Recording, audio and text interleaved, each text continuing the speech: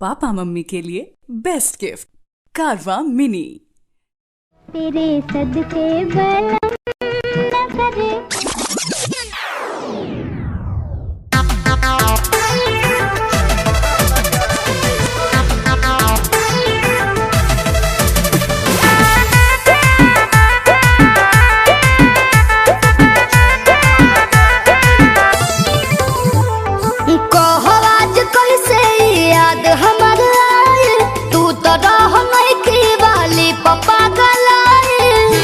तो बतिया सोचे बा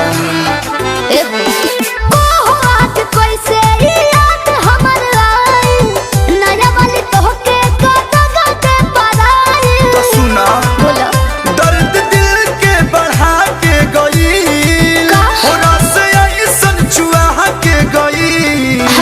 आइल कोचिंग में वो कुछ दिन खातिर गर्दा उड़ा के गई। ओकरा चौकर में है जे भी पड़ल सबके चूना लगा के गइल। लब के टानिक पिया के गइल।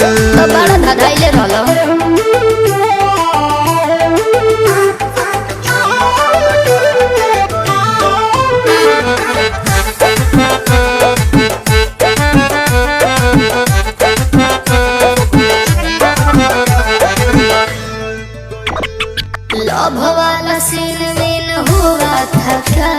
सच बोलो सच वच किया था क्या? तहरा से झूठ ना बोलम।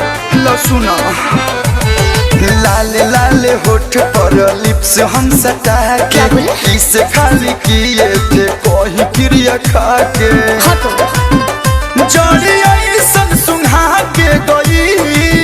हो गया ऐसन लगा के गई। चीज रहे सुपर हम यहाँ जो कहब सबके तू और बना के गइल। आइल कोचिंग में वो कुछ दिन खातिर सबके सोचिंग धरा के गइल। गर्दा उड़ा के गइल।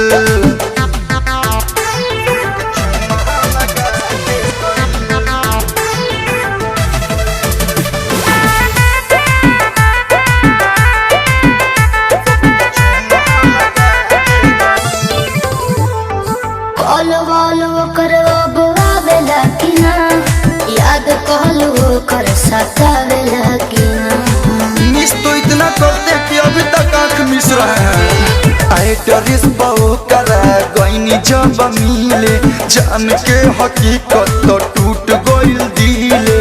झूठ बोल रहे हो तुम। मूर्ख ऐसन बना के गइल।